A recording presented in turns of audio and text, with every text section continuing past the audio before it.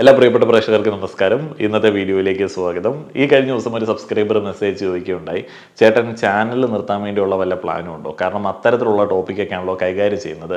അറിഞ്ഞുകൊണ്ടല്ല, ഈ ഒരു കാലഘട്ടത്തിലെ ഡിസ്കഷനോട് ഒപ്പം മുന്നോട്ടേക്ക് പോകുമ്പോൾ നമ്മൾ എടുക്കേണ്ട ചില ടോപ്പിക്കുകൾ മാത്രമാണ് ഇവിടെ എടുക്കുന്നത്.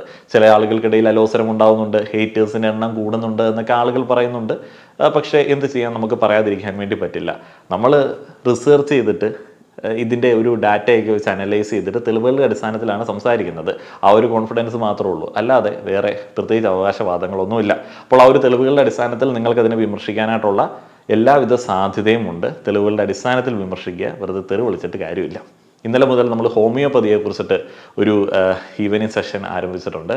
ഡോക്ടർ ആരിഫാണ് അത് കൈകാര്യം ചെയ്യുന്നത്. അവിടെയും ധാരാളം ഹെയ്റ്റ് കമൻറ്റ്സ് വരാൻ സാധ്യതയുണ്ട്. എൻ്റെ ഫാമിലി സർക്കിളിൽ തന്നെ റിലേറ്റീവ്സിൽ കുറേയധികം ആളുകൾ ഹോമിയോപ്പതി മെഡിസിൻസ് എടുക്കാറുണ്ട്.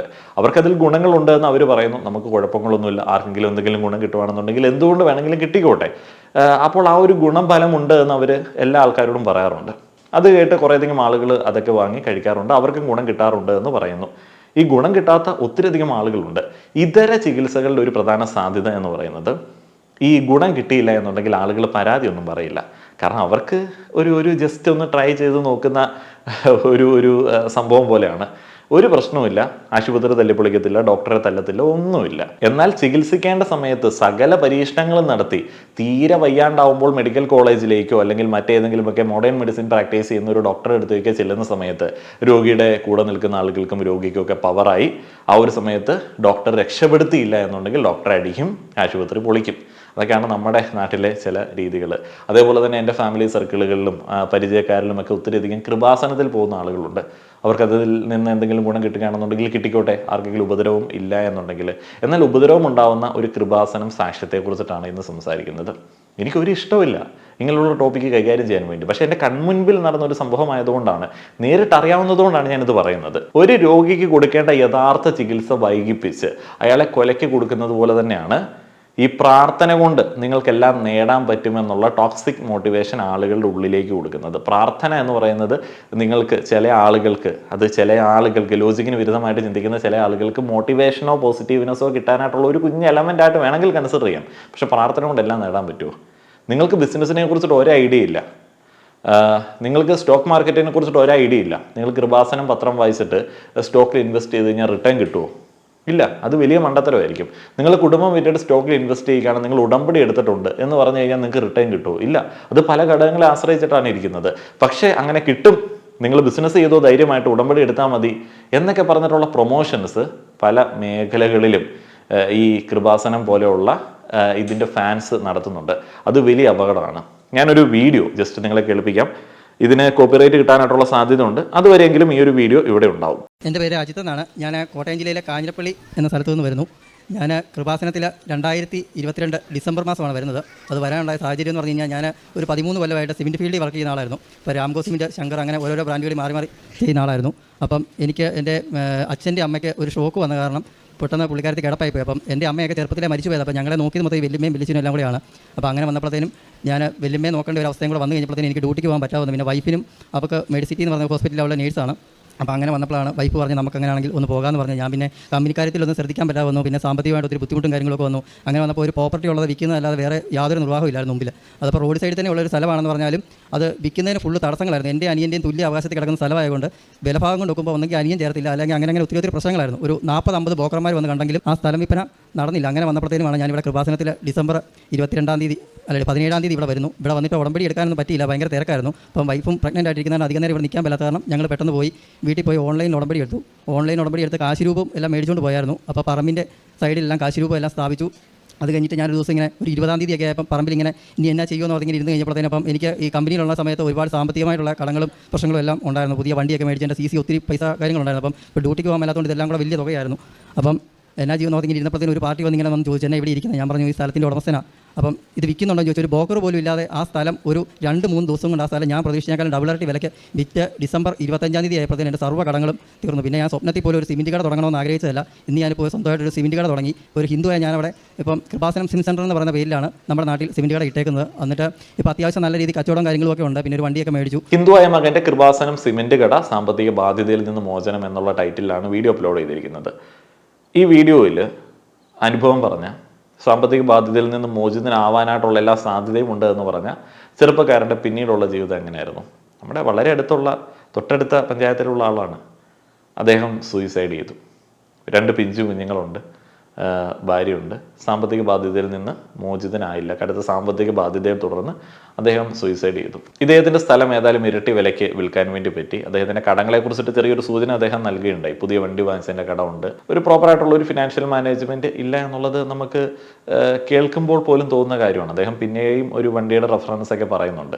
ശരിക്കും വാഹനം ആളുകളെ മുടിപ്പിക്കുന്ന ഒരു കാര്യമാണ്. നമ്മളുടെ വരുമാനത്തിൻ്റെ പരിധിക്ക് അല്ലാത്ത ഒരു വാഹനം EMI വാങ്ങിച്ചു കഴിഞ്ഞാൽ പണ്ടാരം അടങ്ങിപ്പോകും. പക്ഷെ എന്ത് ചെയ്യാനായിട്ടാണ്?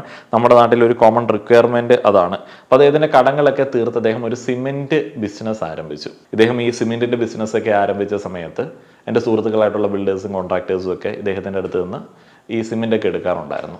മറ്റ് ട്രേഡേഴ്സിൻ്റെ അടുത്ത് ഇല്ലാത്ത ഒരു ബുദ്ധിമുട്ട് അവർക്ക് ഇവിടെ അനുഭവിക്കേണ്ടി വരും. കാരണം ഇദ്ദേഹത്തിന് ക്രെഡിറ്റ് സിസ്റ്റം ഇല്ല. എന്ന് വെച്ച് കഴിഞ്ഞാൽ നിങ്ങൾ സിമെൻറ്റ് പർച്ചേസ് ചെയ്ത് കഴിഞ്ഞാൽ ഉടനെ തന്നെ നിങ്ങൾ പൈസ ഇദ്ദേഹത്തിന് കൊടുക്കണം. കാരണം ഇദ്ദേഹത്തിൻ്റെ റോൾ ചെയ്യാനായിട്ടുള്ള ഫണ്ടില്ല.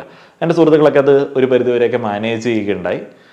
ഇദ്ദേഹം അവരുടെ അടുത്തുനിന്ന് കൂടുതൽ അഡ്വാൻസ് പേയ്മെൻ്റ് ഒക്കെ ചോദിക്കുന്ന ഒരു സാഹചര്യം ഉണ്ടായി. അങ്ങനെ വളരെ സ്ട്രഗിൾ ചെയ്തിട്ടാണ് അദ്ദേഹം ഈ ബിസിനസ് മുന്നോട്ടേക്ക് കൊണ്ടുപോയിക്കൊണ്ടിരുന്നത്. അപ്പോൾ ഈ ബിസിനസ്സിന് മുൻപുള്ള അദ്ദേഹത്തിൻ്റെ അവസ്ഥയാണ് ഇപ്പോൾ ഈ വീഡിയോയിൽ അദ്ദേഹം സാക്ഷ്യമായിട്ട് പറയുന്നത്. നമ്മുടെ നാട്ടിൽ പല ആളുകളും കടങ്ങൾ വരുന്ന സമയത്ത് ഇനീഷ്യലി ചിന്തിക്കുന്ന ഒരു കാര്യം നമ്മളുടെ അസറ്റ് ഏതെങ്കിലുമൊക്കെ കൊടുത്ത് ഒഴിവാക്കാമെന്നുള്ളതാണ്. അങ്ങനെ അസറ്റൊക്കെ കൊടുക്കാൻ നേരത്ത് പലവിധ പ്രശ്നങ്ങളൊക്കെ ഉണ്ടാവും. സ്ഥലക്കച്ചവടം എന്ന് പറഞ്ഞു കഴിഞ്ഞാൽ നാട്ടിൽ വലിയ ബുദ്ധിമുട്ടാണ് ഇപ്പോൾ നടക്കാനായിട്ട്. കാരണം നാട്ടിൻ പുറങ്ങളിലൊന്നും അധികം സ്ഥലമൊന്നും ആളുകൾക്ക് വേണ്ടി എന്തിനു വേണ്ടിയാണ്? പിന്നെ ഈ ഒരു നാട്ടിൻ പുറത്ത് ഇപ്പോൾ കാഞ്ഞിരപ്പള്ളി ഏരിയകളിലൊക്കെ വന്ന് താമസിക്കാനായിട്ടുള്ള ഒന്നുമില്ല. ഇവിടെ എന്തെങ്കിലും ജോലിക്ക് വരുന്ന ആളുകളോ അല്ലെങ്കിൽ ഇവിടെ സ്ഥിരമായിട്ട് താമസിക്കുന്ന ആളുകളോ ഒക്കെ 10 സെന്റ് സ്ഥലം വാങ്ങിച്ച് വീട് വെക്കാം എന്നുള്ളതല്ലാതെ കൃഷിക്കോ അങ്ങനെയുള്ള ഒരു പരിപാടി ഇവിടെ അധികം കാര്യമായിട്ട് നടക്കുന്നില്ല. നമ്മുടെ നാട്ടിലുള്ള ഒരു വിശ്വാസമുണ്ട്, പ്രഗത്ഭരായിട്ടുള്ള അച്ഛന്മാരെയോ അല്ലെങ്കിൽ ആരെങ്കിലും ഒക്കെ കണ്ടു കഴിഞ്ഞാൽ, പ്രാർത്ഥനകളൊക്കെ നടത്തി കഴിഞ്ഞാൽ ഇത് പെട്ടെന്ന് വിൽക്കാനായിട്ട് പറ്റും. ആളുകൾ ഈ ഉടമ്പടി പോലെയുള്ള പരിപാടികളൊക്കെ എടുക്കാറുണ്ട്. ഇത്ര ദിവസം ഇന്ന പള്ളിയിൽ പോകാൻ വേണ്ടിയുള്ള നേർച്ചകൾ നേരാറുണ്ട്. ആളുകൾ ലീവ് എടുത്തിട്ട് അവരുടെ ഷോപ്പ് അടച്ചിട്ടിട്ടൊക്കെ ഈ ഒരു കാര്യങ്ങൾക്ക് വേണ്ടി പോവാറുണ്ട്. ശരിക്കും പറഞ്ഞാൽ ഈ ദൈവമായിട്ട് ഒരു ഉടമ്പടി വേണമെന്നുണ്ടെങ്കിൽ വിശ്വാസികൾക്ക് വയ്ക്കാം. ദൈവം കരുണാമയനാണല്ലോ. അപ്പോൾ നിങ്ങൾ ആ ഒരു ഉടമ്പടി വർക്കാവുമോ എന്നുള്ളത് നോക്കുക. നിങ്ങൾ ഈ ഫ്യൂലൊക്കെ അടിച്ചിട്ട് വലിയ ദൂരം പോകുന്ന ആ ഒരു പണം നിങ്ങൾ ദൈവമായിട്ട് ഡയറക്റ്റ് ഒരു ഉടമ്പടി വയ്ക്കുക.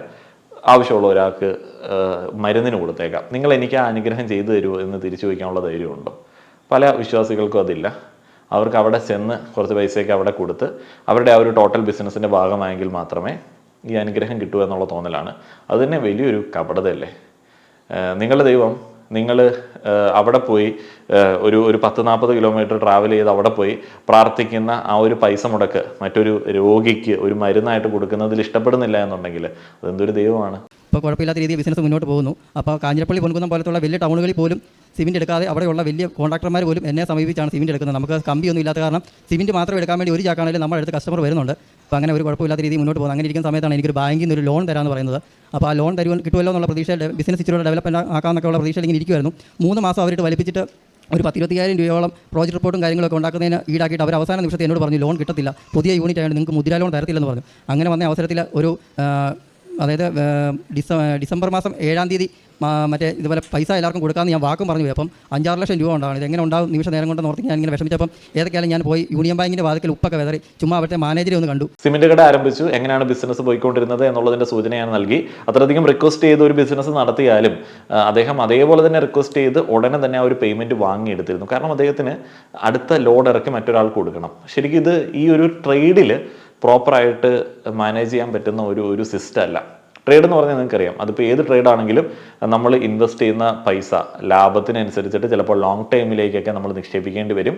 നമുക്ക് തോന്നുമ്പോൾ എടുക്കാൻ പറ്റില്ല. അതേപോലെ തന്നെ മാർക്കറ്റിൽ എപ്പോഴും ഒരു നിക്ഷേപം ഉണ്ടാവും. അത് എല്ലാ ട്രേഡിൻ്റെയും പൊതു സ്വഭാവമാണ്. അതുകൊണ്ട് തന്നെ ഒരു ട്രേഡർ അത് ഏത് തരം ട്രേഡാണ് എന്നുണ്ടെങ്കിലും ഒരു നിശ്ചിത ക്യാപിറ്റൽ മാർക്കറ്റിലേക്ക് എപ്പോഴും നിക്ഷേപിക്കാനായിട്ട് റെഡി ആയിട്ടുള്ള ഒരാളായിരിക്കണം. അപ്പോൾ ആ ഒരു ക്യാപിറ്റൽ എത്രത്തോളം ഡിലേ ആയിട്ട് തിരികെ വന്നാലും ഇയാളുടെ സാമ്പത്തിക അവസ്ഥയെ ബാധിക്കാത്ത തരത്തിലേക്ക് ഉള്ള ഒരു സ്ഥിതിയുമായിരിക്കണം. അപ്പോൾ സാറ് പറഞ്ഞു ഇന്നലെ നമുക്ക് പുതിയ യൂണിറ്റ് ആണെങ്കിൽ പോയെന്ന് നോക്കാമെന്ന് പറഞ്ഞു. പുള്ളി കടയിൽ വന്ന് കണ്ടു, ഞാൻ കാര്യങ്ങളെല്ലാം ഇങ്ങനെ പറഞ്ഞു. അപ്പം നമ്മുടെ ട്രാൻസാക്ഷനും കാര്യങ്ങളൊക്കെ പക്ക സിവിലെല്ലാം ഒക്കെ ആണ്. പുള്ളി പറഞ്ഞു ലോൺ നമുക്ക് നോക്കാം. ഇപ്പോൾ ഡിജിറ്റൽ മുദ്ര ലോൺ എന്ന് പറഞ്ഞൊരു ആപ്ലിക്കേഷൻ ഉണ്ട്. അതുവഴി നമുക്ക് നമ്മുടെ യൂണിറ്റ് വന്ന് നോക്കിയിട്ട് അത് അപ്രൂവൽ ആവുകയാണെങ്കിൽ മാത്രമേ നമുക്ക്, അല്ലാതെ റിജക്റ്റ് ആവുകയാണെങ്കിൽ മാത്രമേ അവർക്ക് നേരിട്ട് ചെയ്യത്തുള്ളൂ. ഏതൊക്കെ നമുക്ക് നോക്കാം. ഒത്തിരി നോക്കിയിട്ടും ഒരു 30 പേർക്കോളം പുള്ളി ട്രൈ ചെയ്ത് നോക്കിയിട്ട് കിട്ടിയിട്ടില്ല. കാരണം എനിക്ക് പേടിയെന്ന് വെച്ചാൽ നമ്മുടെ കടയിൽ ഇരിക്കുന്നതെന്ന് പറഞ്ഞാൽ ടൗണിൽ നിന്ന് ഒരു 5 കിലോമീറ്റർ ഉള്ളിലോട്ട് കയറിയ അവിടെ റേഞ്ച് എന്ന് പറഞ്ഞൊരു സാധനമില്ല. അപ്പോൾ അവിടെ വന്നിട്ട് വേണം ഇവർക്ക് നേരിട്ട് ചെയ്യാൻ. മാനേജർ വന്നു കഴിഞ്ഞപ്പോൾ ഞാൻ കാശ് രൂപയൊക്കെ മുറുക്കെ പിടിച്ച് ഏതൊക്കെയായാലും 3 മാസം ഇട്ട് വലിപ്പിച്ച ലോണ് എനിക്ക് ഒരു 1.5 മണിക്കൂറും കൊണ്ട് എനിക്ക് 5 ലക്ഷം രൂപ സാങ്ഷനായി. പിന്നെ അങ്ങോട്ട് നടന്നുകൊണ്ടിരിക്കുന്ന ഓരോരോ കാര്യങ്ങളും അത്ഭുതങ്ങളാണ്. പിന്നെ ഓരോ സാമ്പത്തികമായ ബുദ്ധിമുട്ടുകൾ വരുമ്പോഴും കഴിഞ്ഞ മാർച്ചിൽ കുറച്ച് സാമ്പത്തികമായിട്ട് കമ്പനിക്കാരെ എല്ലാം ക്ലോസ് ചെയ്യണമായിരുന്നു. എങ്ങനെ പൈസ നിമിഷ നേരം കൊണ്ട്, കാരണം നമ്മുടെ കയ്യിൽ വേറെ വരുമാനങ്ങളൊന്നും ഇല്ല. അപ്പം നമ്മൾ സാധാരണ കുടുംബത്തിൽ ജനിച്ച ആളായതുകൊണ്ട് നമുക്ക് വേറെ കുടുംബസ്വത്തോ അങ്ങനെ കാര്യങ്ങളൊന്നും ഇല്ല. എങ്ങനെ ഇത് വീട്ടിൽ നിന്ന് നോക്കുമ്പോഴത്തേനും നിമിഷ നേരം കൊണ്ട് എല്ലാവരും തന്നെ ബാലൻസ് ക്ലോസ് ചെയ്യാൻ എനിക്ക് ആ സമയത്ത് തന്നെ പൈസയൊക്കെ ഓരോ വഴിക്ക് വന്നു.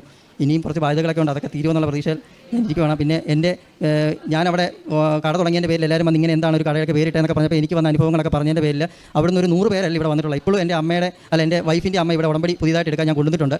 അപ്പം അതൊരു രോഗസൗഖ്യത്തിനൊക്കെ ആയിട്ടായിരുന്നു. പിന്നെ എനിക്കിപ്പം കമ്പനിയൊക്കെ ഒരു കൊല്ലമൊക്കെ ആകുമ്പോഴേ ഒന്ന് ലെവലായി പോകുള്ളൂ. ഇപ്പോൾ ബാധ്യതകളെല്ലാം തീർന്നു പോകുന്നതേ ഉള്ളൂ. ഇദ്ദേഹം വളരെ സാധുവായിട്ടുള്ള ഒരു മനുഷ്യനാണ്. അദ്ദേഹത്തിൻ്റെ ഫുള്ള് കടങ്ങൾ വീടിയ സമയത്താണ് അദ്ദേഹം ഒരു ബിസിനസ് ആരംഭിക്കുന്നത്. അപ്പോൾ വീണ്ടും കടങ്ങളായി. അതിനുശേഷമാണ് മറ്റൊരു ലോണിന് വേണ്ടി അദ്ദേഹം അപ്ലൈ ചെയ്യുന്നത്. അദ്ദേഹത്തിന് സാങ്ഷൻ ആയിട്ടുള്ള ലോൺ എന്ന് പറയുന്നത് മുദ്ര ലോണാണ്. മുദ്ര ലോൺ എന്ന് പറയുമ്പോൾ നിങ്ങൾ ഈ ഓൺലൈനിലൊക്കെ കാണുന്ന മറ്റേ മുദ്ര ലോൺ ഡിസ്കഷനിലൊക്കെ എന്തോ ഫ്രീ ആയിട്ട് കിട്ടുന്നത് പോലെയൊക്കെ ആയിരിക്കും തോന്നുന്നത്. പക്ഷെ അങ്ങനെയല്ല. മുദ്ര ഓഡിയാണ്, ഓവർ ഡ്രാഫ്റ്റാണ് മിക്കവാറും ബിസിനസ്സുകൾക്കൊക്കെ കിട്ടുന്നത്. എനിക്കുണ്ട്, എൻ്റെ കമ്പനിക്കുണ്ട് മുദ്ര ഓഡി. ഇദ്ദേഹം പറയുന്നത് പോലെയുള്ള ബുദ്ധിമുട്ടിൽ കൂടിയൊന്നുമല്ല എൻ്റെ ഓഡിയൊക്കെ സാങ്ഷൻ ആയിട്ടുള്ളത്. അറൗണ്ട് 3 lakhs എങ്ങാണ്ട് നമുക്ക് ഓഡി അക്കൗണ്ട് ഉണ്ട്. അപ്പോൾ ഓഡി അക്കൗണ്ട് ഇവിടെ ആരും വന്ന് നോക്കിയില്ല. എൻ്റെ ബിസിനസ് രജിസ്ട്രേഷനൊക്കെ വീട്ടിൽ തന്നെയാണ് നമ്മൾ ചെയ്തേക്കുന്നത്. അപ്പം ഈ അക്കൗണ്ട് ട്രാൻസാക്ഷൻസും ബാക്കി നമ്മുടെ ഫിനാൻഷ്യൽസ് എല്ലാം കൊടുത്തപ്പോഴത്തേന് അപ്രൂവ് ആയ ഒരു സംഗതിയാണ്. പക്ഷേ ഓഡി ആയതുകൊണ്ട് എന്താണെന്ന് വെച്ച് കഴിഞ്ഞാൽ നമ്മളെപ്പോഴും അതിനകത്തൂടെ ഫണ്ട് ട്രാൻസാക്ഷൻ നടക്കണം. എന്നാലേ മാത്രമേ നമുക്ക് ഓഡി മാനേജ് ചെയ്യാൻ പറ്റത്തുള്ളൂ. ഈ ഓവർ ഡ്രാഫ്റ്റ് ആയിട്ട് നമുക്ക് കിട്ടിയിരിക്കുന്ന എമൗണ്ട് ഇപ്പം 3 ലക്ഷം, അദ്ദേഹത്തിന് 5 ലക്ഷം കണ്ടല്ലേ. അപ്പം ഇത്ര എമൗണ്ട് എൻ്റേതുപോലുള്ള ഒരു ബിസിനസ്സിന് അല്ലെങ്കിൽ അദ്ദേഹത്തിൻ്റേതുപോലുള്ള ഒരു ബിസിനസ്സിന് എത്ര ദിവസത്തേക്ക് റോൾ ചെയ്യാൻ പറ്റും? ഇതൊരു 10 ദിവസത്തേക്ക് 15 ദിവസത്തേക്കൊക്കെ റോൾ ചെയ്യാനേ നമുക്ക് മാക്സിമം പറ്റത്തുള്ളൂ. കാരണം ഇത് ഒരു മാസമൊക്കെ കഴിഞ്ഞ് കഴിഞ്ഞാൽ ഇൻട്രസ്റ്റ് കൂടും. അതേപോലെ തന്നെ ഇത് ബിസിനസ്സിൽ നമുക്ക് ഡെവലപ്മെൻറ്റിന് വേണ്ടി ഉപയോഗിക്കാൻ പറ്റുന്ന ഒരു നല്ല സോഴ്സ് അല്ല. ഇത് ജസ്റ്റ് റോളിങ്ങിന് വേണ്ടി ഉപയോഗിക്കാൻ പറ്റുന്ന ഒരു സംഗതിയാണ്. അപ്പോൾ ഇതെടുത്തിട്ട് നമ്മൾ കടങ്ങളൊക്കെ വീട്ടിൽ കഴിഞ്ഞാൽ പിന്നീട് നമുക്ക് ഈ ഓഡിയിലേക്ക് തിരിച്ചടയ്ക്കാൻ വേണ്ടി പറ്റില്ല. അതിന് ഇൻട്രസ്റ്റ് കയറും, ബാങ്കുകാർ വിളിച്ചുകൊണ്ടിരിക്കും. അപ്പോൾ ഇദ്ദേഹം കടങ്ങളിൽ നിന്ന് പുതിയ കടങ്ങളിലേക്കാണ് പോകുന്നത്.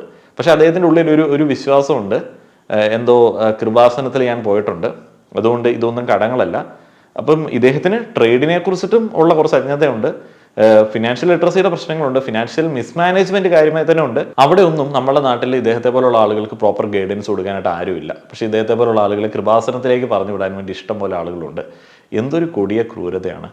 അദ്ദേഹം സൂയിസൈഡ് ചെയ്തു. 2 പിഞ്ചു കുഞ്ഞുങ്ങളുണ്ട്, ഭാര്യയുണ്ട്. സാമ്പത്തിക ബാധ്യതയിൽ നിന്ന് മോചിതനായില്ല. കടുത്ത സാമ്പത്തിക ബാധ്യതയെ തുടർന്ന് അദ്ദേഹം സൂയിസൈഡ് ചെയ്തു. ഇവിടെ സംഭവിച്ചത് എന്താണ്?